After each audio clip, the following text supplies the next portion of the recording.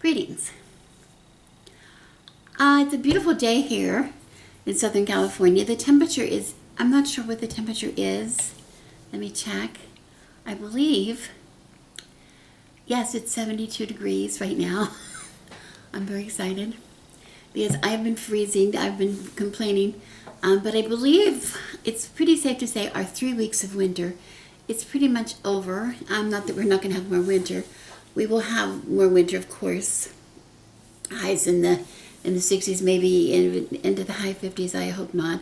But we had this very intense cold that I've been complaining about, and my feet have not been warm for several weeks. And I'm sorry that I've been complaining, but we're just not prepared. But anyway, as soon as they got up into about the 60s and the rain stopped, at least temporarily, we had beautiful sunny days, and so of course our attention turns to gardening. And my husband actually got to get in the small, finally the small seedlings of cabbage and broccoli yesterday in the garden. They should have gone on in before, a little bit earlier, but because we want to get them to be harvested before we get our spring garden planted. But better late than never. But anyway, there are some things, there's lots of things that we can grow all year or different times of the year. You know, I have very few months of the year where I can't grow anything. But one thing that I only can grow very, very seasonally, that is basil. The rains came and the cold weather came upon us rather quickly this year. And unfortunately, I wasn't quite enough on top of things to take care of getting the garden. We weren't on top of things enough to get the garden prepared for everything we wanted to put in now for the winter. But one thing I wanted to do that I did not get done was we had some basil growing pretty well in the garden, and I wanted to harvest as much as I possibly could of it so that I could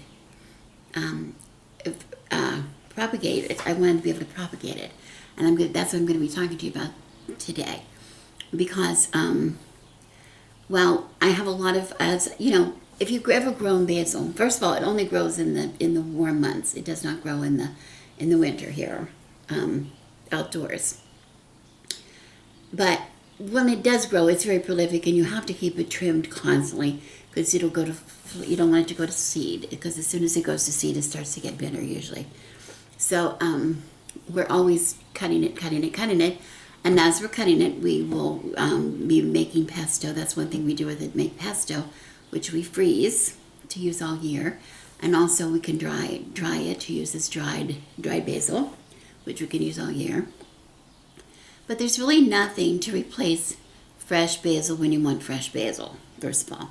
It's really good in a lot of dishes with tomato-based foods, and as well as other things, but that's one of the main courses that we use it for. Anytime pastas, we use a lot of, or pizza kind of things, or we like the taste of fresh basil, and also some other things. Also, it's wonderful magically, it's a wonderful magical herb. A lot of people use it for prosperity spells. Carrying basil in your pocket, it's supposed to attract money to your pocket. Some people use it for protection. It's not my favorite protection herb, but it's good for, some people use it for astral traveling. And it's also good for protection for traveling. People use it in protection charms for travel because of that. But one of the greatest properties, magical properties of basil is for love spells. And as a matter of fact, it has been associated with love. Basil has been associated with love for centuries. And as a matter of fact, I don't know if I ever told you this story, but when I was active in the SCA, one of my favorite stories that I actually told this story in an arts competition. And I also had a song that my husband and I sang about this subject. It is a story from the Decameron, which is a 14th century book, publication. It was about the time of the plague. It was written about the time of the plague, concerning the plague of the 14th century. And of course, as people were dying of the plague within the cities, more and more people were escaping to the countryside and trying to get away from the plague. And one place, this book, the Decameron, is about the gathering of people at a place outside the city, where they, to pass the time of day, told each other stories. They took turns taking stories, and that's what the Decameron is. It's different tales. And one of the tales within the Decameron was a tale of young lovers, of course, gone wrong.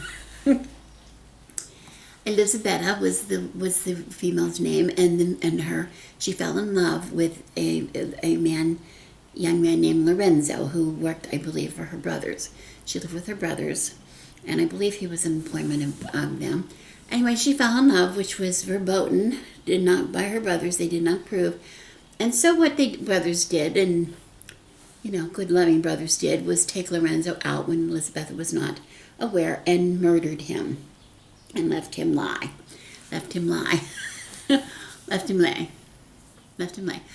out in the woods. Well, Elisabetta was really sad because she didn't know where Lorenzo was, and she cried and cried and have a terrible trouble sleeping, and she would toss and turn and wonder what had happened to Lorenzo. She didn't know why he wasn't coming to visit her. And it turned out that he apparently he came to her in her dreams, and he told her that what had happened to him, and that he was where he was. So she took her servant with her, and she went out and found his body, dug him up, and just cried and cried over his body, of course, and wanted to take him with her back home so he would be with her forever. But of course, that wasn't going to happen, because hard to carry a big body of a man, full-grown man, around with you. So she did what anybody would do, is any industrious woman, lover would do. She cut his head off. She took a knife and severed his head from his body, wrapped it in a handkerchief, put it in her basket, and took it home with her. And there she had this head, I guess, in a basket at home, where she was trying to keep it hidden from her brothers. Well, you can imagine that wasn't the simplest task, to keep a decomposing, rotting, bloody, muddy head secret. So she got a pot of basil that was nearby, and she took the basil out, put the head in the pot, put the basil back in the pot, and kept the plant. And every day she would sit over the basil, and she would lament and express her love for Lorenzo and how she missed Lorenzo, and she would cry and cry, and as she cried and cried, her basil plant, prospered and grew and grew and grew, probably as a result of the tears that she watered the plant with. But I also think if you're a gardener, you realize that she probably was also fertilizing that basil plant with her rotting lover's head buried inside. And it prospered and prospered. But as more as it prospered, the more she was attracted to it, and she cried and cried and cried. And it was driving her mad. It was driving her crazy. She wouldn't leave the plant. Her brothers, not knowing what in the world was the matter with her. What was the matter with her? They took it when she was not looking, and they dug it up. And what did they find in that pot? Lorenzo's head. Or what remained of it.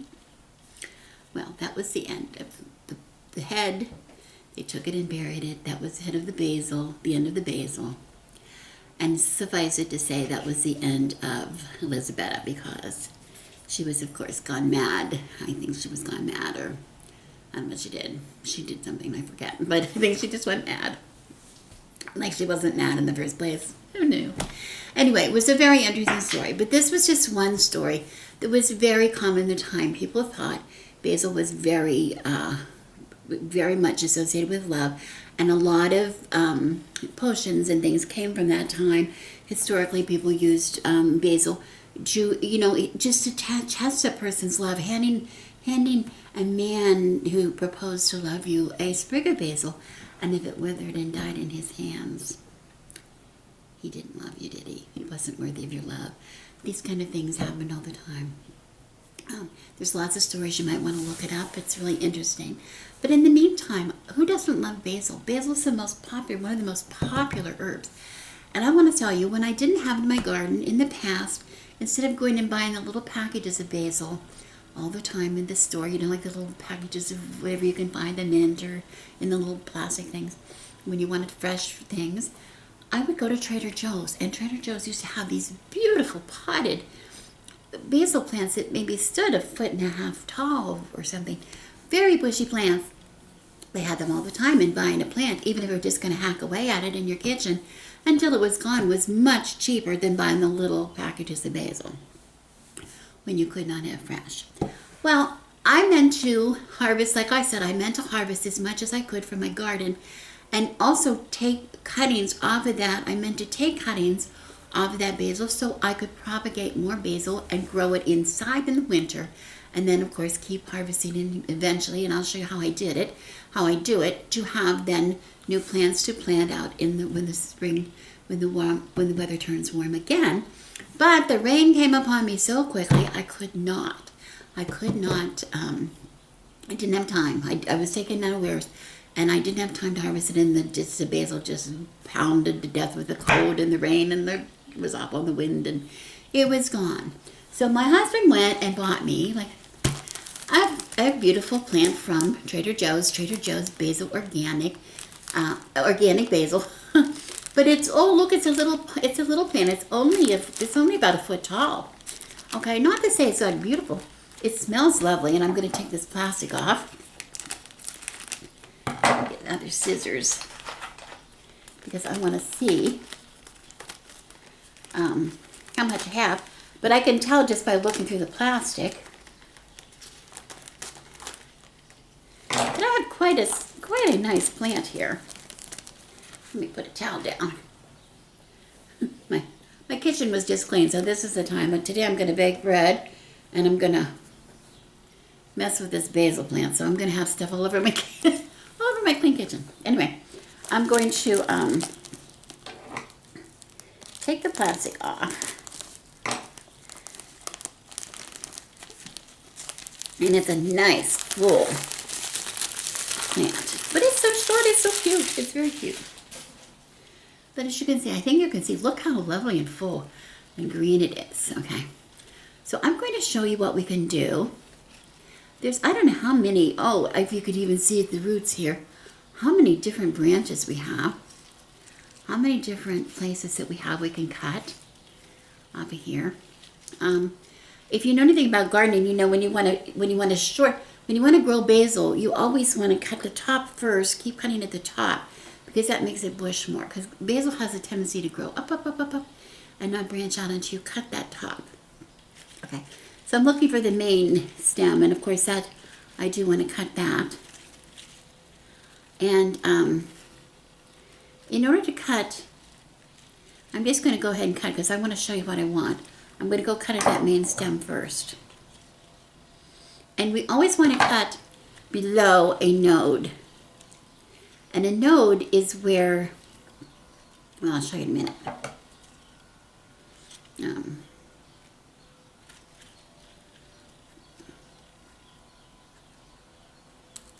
There.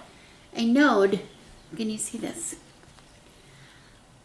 We have a group of leaves growing to the very top, the very tippy top. You can see there's a group of leaves up here. And then there's a little space, and then there's a second grouping of leaves about midway down. And then at the bottom, there's a third grouping of leaves.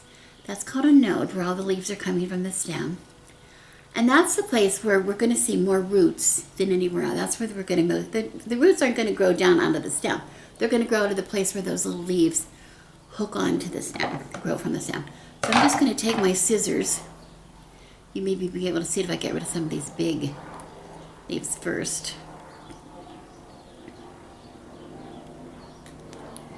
I'm going to cut them from both of these so you can see the little leaves. And these leaves that I'm cutting off, guess what? I can eat those. I can either make some pesto or eat them fresh on a pasta, or I can dry them and keep them in my kitchen. But now that I've taken the big leaves off, you can see, oh, now you can clearly see. See, I've cut off the big leaves. We have a grouping of leaves growing here, and we have a grouping of leaves growing here. And then I have the big leaves at the top, okay? Okay. Now, first of all, I do not need the big leaves at the top because they're just going to take energy away from my, so I'm going to cut off the biggest ones. I'm only going to leave enough on the top that's going to collect, because that's what, this is going to feed this little plant. These green leaves are going to feed, they're going to do the photosynthesis necessary. They're going to collect the sunlight or the light and feed so that the plant can develop roots. And then these little leaves that are down underneath here, I'm going to just cut those off because I just want to have, or I can almost break them off. That's where I want the roots to grow. So I took that beautiful big stem and I have it down this much, and I have a little jelly jar of water, and I'm going to plop it in so that those roots are all down those nodes, or I have 2 sets of nodes down below the water, hoping to get some roots. Okay, so I'm going to do that, and I'm going to do some other cuttings. Let's see, I'm going to take another one, and I'm going to cut, here's another nice big one, and I have 2, I'm going to cut it below a node. Here's my bigger scissors to cut. Okay. And I'm going to cut, I'll cut the bigger leaves off so you can see first. And maybe you can, oh, this smells so good. I don't believe it smells good. Okay, let me cut a couple big ones off the top out of the way. We don't need those. I think I'll leave that one. There we go. I have 2 sets. See, 1 set, 2 sets. I'm going to take those little leaves off, cut them off. The little ones will pull. Sometimes you can just break them off, but I don't like to strip the skin off of the stem. It doesn't really hurt it, but I like to be kind. Okay, 2 nodes, plunk under the water. Under the water, okay? And let's see what else I can find. As a matter of fact, I'm going to put that in a different jar right now. Another jar. Because once, let's see. Now this one, I can get, here we go. We don't need terribly long cuttings, but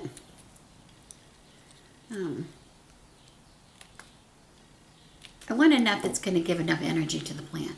Now this is kind of short, and this is a big long leaf on this short thing, so I'm going to take one of those leaves off. I don't want to take too much from this. As a matter of fact, I'm going to take the other one off too. Just leave that. I think that's going to be enough to give me some growth. Plunk that down in some water. The idea is I'm going to get what I can.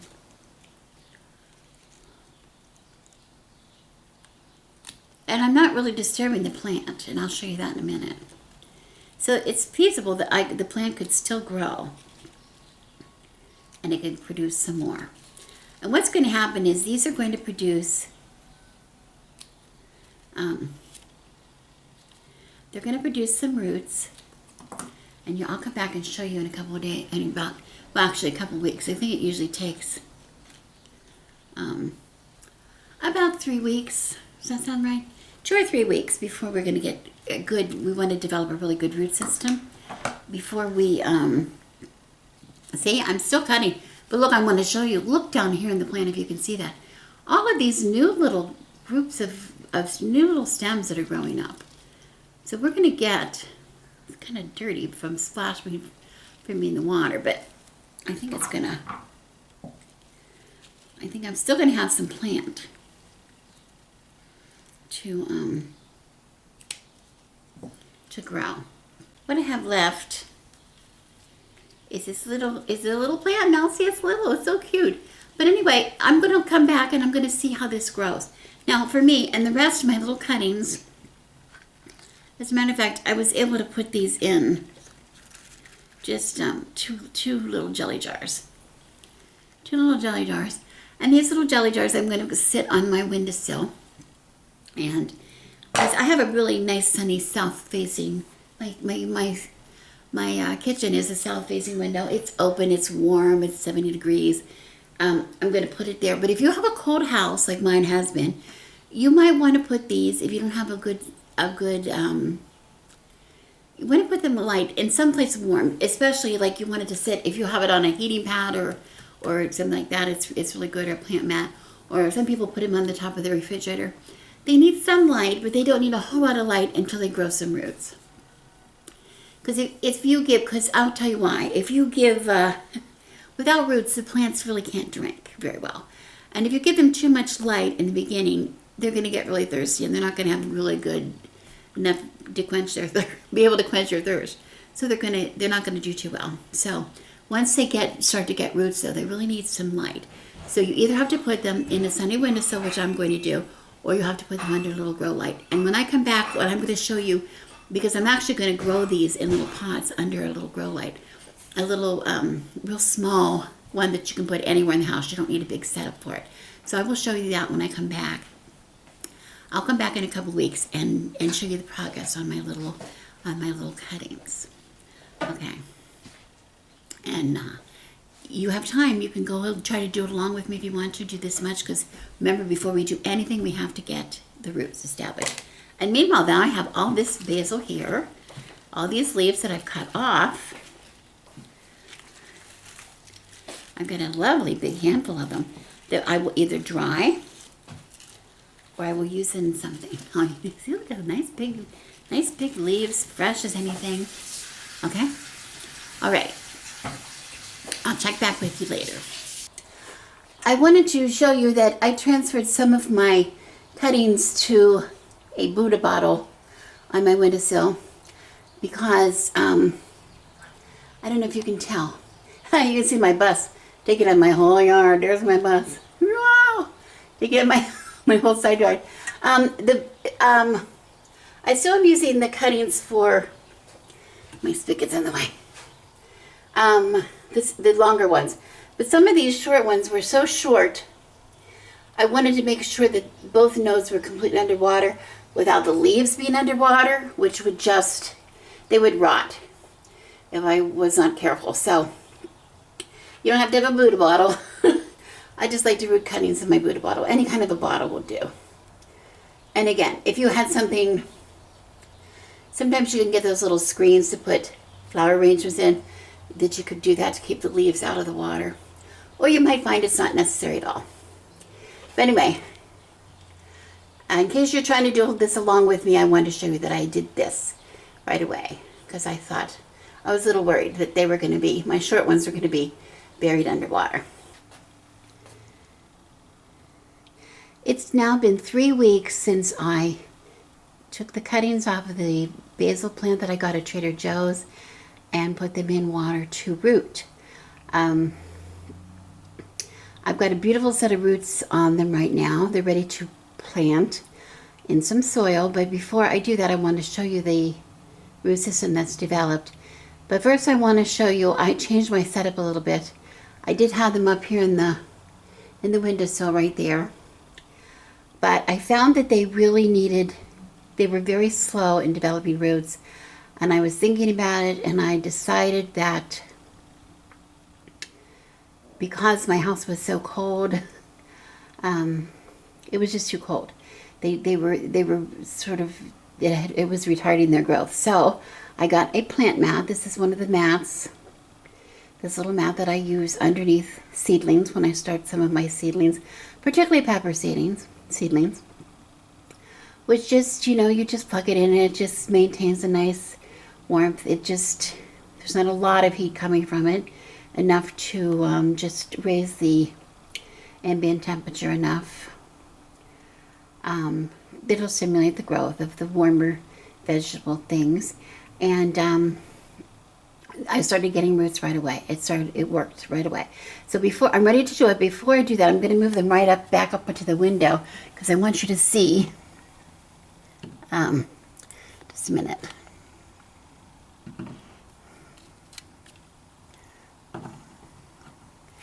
To be able to see the root system that is developed, perhaps, on my plants. If I get them in the light. I don't know if you can see, there's my beautiful Buddhas all lined up. I just love my bottles. This is what I use for my, for the potato slips, sweet potato slips, which I will be doing next. But maybe you can see, I'm also able to maintain a really high level of water. But look at the beautiful roots. When I pull them out, you'll even see more. Let me get one down here so you can see. There you go. I think you can see that now. Look at the roots. Look at the roots. I don't want to pull it the whole way out or it won't be able to go back in. Oops, I just broke a leaf off. It's okay. Okay, I'm going to be moving these over now. We're going to move over onto the table and I'm going to get some potting soil and I'll talk to you more about them there. You'll have to forgive my setup here. I want to show you how I'm going to pot the herbs into some potting soil, but my cameraman is off teaching piano lessons this afternoon, so I'm on my own here with just Fezziwig here to help me. He's trying his best to sabotage my filming, but we'll see how it goes. I have a very limited range here with my camera, so I'm trying my best to show you what I'm doing. But I have these little 4-inch pots. I use these all the time. I reuse these. These you just get from a nursery, or I think I got these in a big pack, a giant pack of these on Amazon years ago. I just reuse them. I use these all the time when I'm potting up my seedlings that I start inside before they go out into the garden. And then I just have an organic, all-purpose organic potting soil here in this disposable pan. Again, the disposable pan is something I use all the time. Catching, put pots in. A little bit more about that later. But anyway, this isn't a gardening channel. I'm not an expert. If you want to know more about gardening, you need to ask somebody other than me. But I'm going to show you what I can do today. So I think you can see well enough that I have these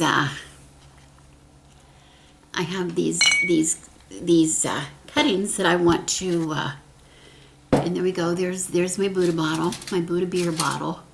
People say, what is that you're talking about? I'm talking about Buddha beer. Buddha beer.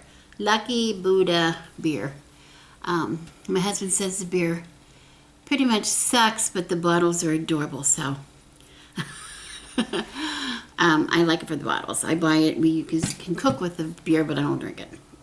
Okay, anyway, you can see I have this beautiful, beautiful, beautiful, I've showed you root system on here. I'm going to start out by, but it's pretty close up to the top of my, maybe you can see, it's pretty close to the top of my, of the plant. So I'm going to just put a little bit of soil here initially in my pot, just to get some on the bottom. But I'm going to, and actually my soil could be moister, but I'm not taking the time to moisten it because I think it'll be fine. Anyway, I'm going to pull my plant out, and I'm not going to worry too much about where the roots are going to go. I'm just going to lay them in here. I can spread them out a little bit if I want to, but they're going to go where they want to go. My major goal is to get the plant firmly established in the soil as well as I can. So I'm just going to add some potting soil around the cutting. And this is always a mess, so I always have pots and pans and towels and papers, and I'm just going to, you see, I'm just kind of firming it down as I go. And I want to make sure that I get this. So sometimes my fingers work better. My hands are your best tools. I just want to get this nice, firmly established. I'm not worried right now too much. I'm trying to center it, but I'm not. And I don't want to pack it too firmly, but this soil is somewhat dry. Not real dry, but when I water it, it's going to compress a little bit, compact a little bit down into the pot. And you see that was just seconds. It just took seconds to do that. And of course, then this is going to be watered. But I'll do that in a minute. Just going to set it aside until I get the rest of them potted. Okay, so there's one. There's one. Let me see another one. And I'm just going to continue to fill. Of course, keep it in mind, this is pretty short. So I'm going to just and keep putting this in. Now, I usually have a seed starting mix that I make for my seedlings, and I really don't like to use soil mixes indoors, which is a problem we'll talk about in a minute. But I'm making the exception with these because these are pretty much going to be long-term houseplants, at least for the time being. So I really want soil for that. Where seedlings, you know, it's just it's a matter of 6, 8 weeks or 12 weeks or whatever until they are transplanted into my garden. These are pretty much going to stay inside at least until I get maybe another generation of these plants will be put into the garden. But these are really just plants that I'm propagating from, which I'll talk to you again. And well, I guess I can say now. The idea here is these plants are going to be growing indoors, and then when they get big enough, I can start cutting off of them, just like I cut off of the initial purchase that I made from Trader Joe's. Okay, so, and we can continue to do that until which time they might want to be transplanted into the garden. Okay, so it's kind of a it's an ongoing process. This is the one that I kind of pulled out of the bottle. But look at the roots on here. Oh my goodness. Such a strong, healthy rooting system. This really, really worked a lot. And again, I'm not worrying too much about where the roots go because they're gonna make up their own mind and choose their own path within my excuse me, within my pot here. The only thing I'm concerned about now is just getting a nice firm footing for this. Now, what I want to talk to you about is the soil I'm using. Because I'm using a soil mix, I chose to get one commercially prepared from the nursery because I wanted to add, if I was going to use this in my garden, I would start out with a seed mix, which then I would transplant into when I go into the garden rather than either into a pot in the garden or into a bed in the garden. It would be mixed, compost would be mixed in, organic compost from my pile. Well, I don't want organic compost in my house from my yard because I really don't want the insects. I don't want the, I don't want a bunch of bugs in my house. Bugs are wonderful in the garden, but they're not so wonderful in my kitchen.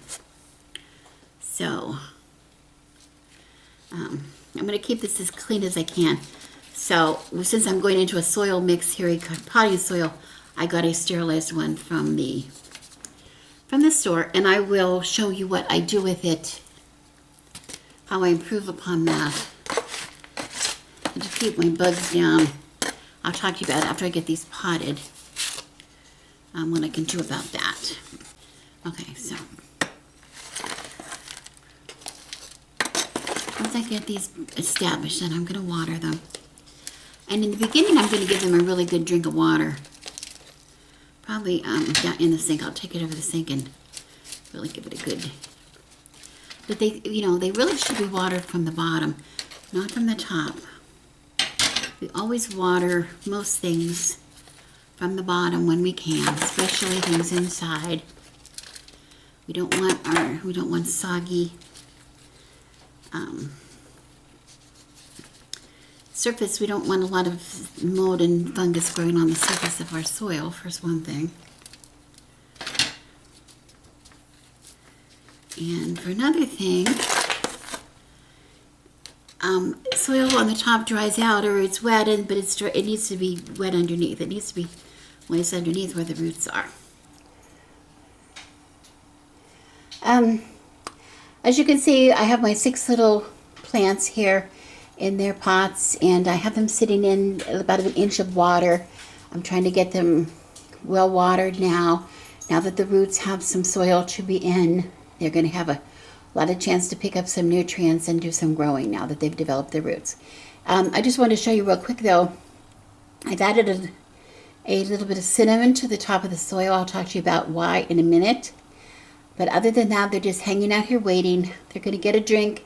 Then they're going to move back here to their place on the heat mat. There's the seedling heat mat. I was talking, give you a better look at that. To keep them nice and warm for a day or two. And then they're going to be transferred under a light. And that's what I'm going to talk to you about next. Well, yeah, I mentioned to you that I'm going to be transferring my little basil plants under a light, and what I mean is under a grow light. Now, going back to what I said in the very beginning about basil, remembering that basil is supposed to be growing in the warmest part of the year, in the summer months of the year here, so having a warm temperature is not enough. They need to have the light. They need to have light, and they need to have light mimicking sunlight in the summer as much as I can. So we need long days of light. So I'm going to put them under a grow light, which is going to give them probably the heat that they will need. I will keep the mat available if I need to add heat to it. I might, at least in the beginning, because I'm going to be using them here on my kitchen counter, and my counters are cold, so that'll give a little bit of warmth underneath. But I'm going to put them on a grow light. But I wanted to talk to you about grow light options. There are a lot, just so many available to people. A lot of people just sell, a lot of stores just sell a special light bulb that goes into a regular light, whether into a regular lamp or into a regular, or into shop light or something. I have all kinds of setups for my lights. And this is one that I really like. This is a little tabletop light I get. This is something called from a company called Fairy Morse. And this is, as you can see here, this is a picture of plants under a light. What I like about it is this is the entire length of the light. And here's one out of a box. I use these, and what it comes in the box is your light, like that. It also comes with, of course, your cord to plug it in. It also comes with these fold-up legs. This is all it is for the legs. You just open the leg up like that, and you insert it into the end, and you have 2 of them. Okay, and it's a perfect little setup. It's portable. Another thing I like about the Fairy Morse is they have connectors. You can connect, as you can see. Maybe you can see. Maybe you can't see because of my light. There. A plug there, a plug here where you can connect one to another, to another, to another. They sell a little adapter.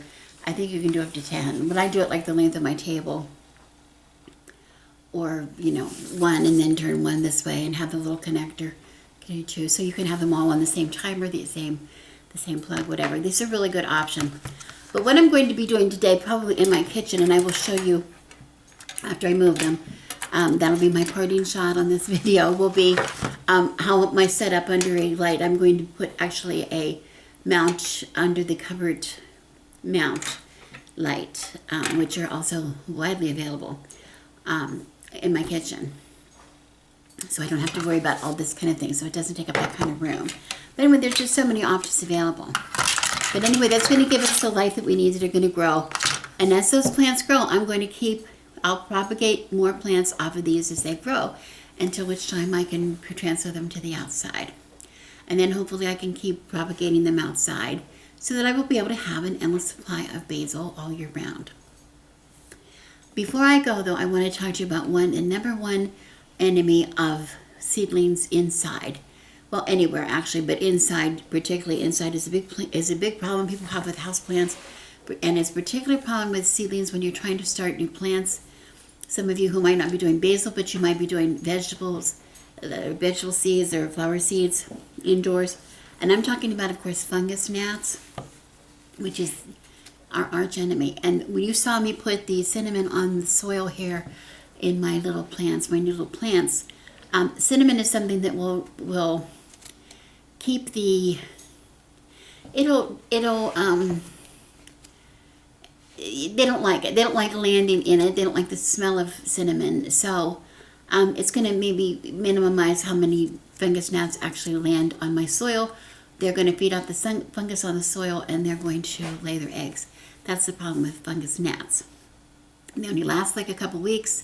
They live a couple weeks, but in that 2 weeks' time, they're laying eggs continually, so you have an endless supply of fungus gnats to go along with your endless supply of basil or whatever you have, or your tomato plants or whatever, which is not good. They're irritating because, yes, they fly around. They're like little fruit flies. They fly around and they're very annoying. But worse than that, especially for young plants, for seedlings and young plants, is they will absolutely decimate the plant. They will suck the nutrients out of the plant. They will destroy the root system in the plant, and the plant will die. So we don't want them. Okay. And there's a lot of different kinds of techniques that you can use to deter them or to eliminate them completely. One is the cinnamon. That's a deterrent. But watering from the bottom is a deterrent, because you can't grow fungus in a dry surface. So if you're always watering from the top, your soil's got to be really, really wet in order to reach the water to reach the roots. So that's going to increase your fungus problem, which is going to increase your fungus gnat problem. Another product that you can use which will help deter keep the gnats out of the soil is diatomaceous earth. We're familiar with that. We use that in the chicken coop all the time. It helps with things like mites, which can be a problem in the coop. I think they're little bodies of the bugs. I think it's like little sharp things to their little bodies, and it kills the bugs that way. But that works. Hydrogen peroxide works. Solutions of that to kill. There's a lot of things you'd have to deter. You'd have to get that from gardening information. I don't really want to get into that too much, but I want to say another thing. I just want to point out one more thing that works really well are these little yellow sticky traps. They're called. You can see down here, it's shaped like this is the size. I could open it. Let's see. Here we go. It comes, this is a hard plastic, this yellow, and that sticks down in the ground. And then there's this white, you peel it off, and it's super, super sticky, super, super sticky surface. In yellow, it's bright yellow, just like it shows on the box here. And they're just attracted to that yellow. It'll attract them. And once they touch it, they're stuck. They are stuck. It's really sticky. It's like a fly trap. Yeah, like a fly strip. But they really work. I'll tell you how well they work. I put them in my seedlings all the time, but they also work in the garden. We use them to keep cabbage moths away from our cabbages, and boy, they work wonders, along with other things, but they really do work. The problem is, remember, that's only treating the flying insects. Before they've been caught in that trap, they maybe have laid a lot of eggs. So you want to do something to control your fungus gnats. But it's simple to control. There's a lot of really simple home things that you can use around the house that you have to use to control the population. to keep them down, keep them from being a pest. It's worth it to have the fresh basil. It's worth it to have your tomatoes, your homegrown flowers, your homegrown gardens. It's a problem that's easily dealt with. Okay, I've talked too long about basil. You're probably sick to death about basil.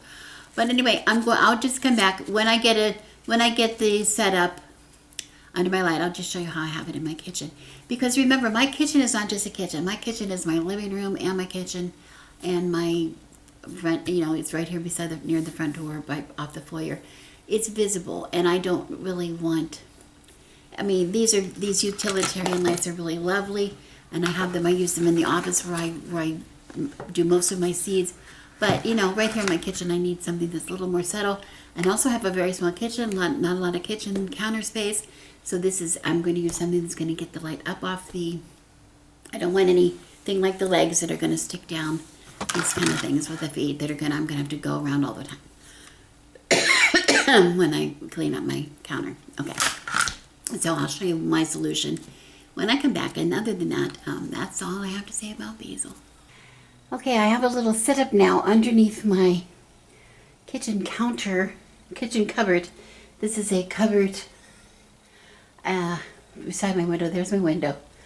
Where they were. There. There's the original one on the windowsill still. And over here, I have this little cupboard next to my appliance garage. They used to be like a catch-all place for dirty dishes and who knows what. But this is a really lovely little place tucked in close to, the water source right here. Just sharing this little cupboard, this little counter with, there's my composting bucket. But this little light thing, I don't know if it films very well because it's light, but it sticks on up here. Got it off of Amazon. It was just $15 or something like that. Very small. It has you can put it on a timer, or you can change how much light, and also I believe the color light, I'm not sure. But it has a dimmer at any rate on there. And what I have done is I have put my plants, I've raised them just on these racks. These are racks, folding racks that I use for baking, and I just thought this way I'm getting them pretty close to this light source. And then as they grow, I can lower them if I need to. On these, it's just temporary racks. I can still use the racks, pulling them out and putting them back. But anyway, I just wanted to show you, they've taken really well to being potted. And except for the one in the back, I'm not sure about that one. We'll see what happens. It was the victim of a cat attack. Much digging in the dirt, and because that's what cats do. But anyway, and this is the original plant. I'm going to take that down, and it's been in the sun, but I'm going to put it here make room for it here under the light, and see.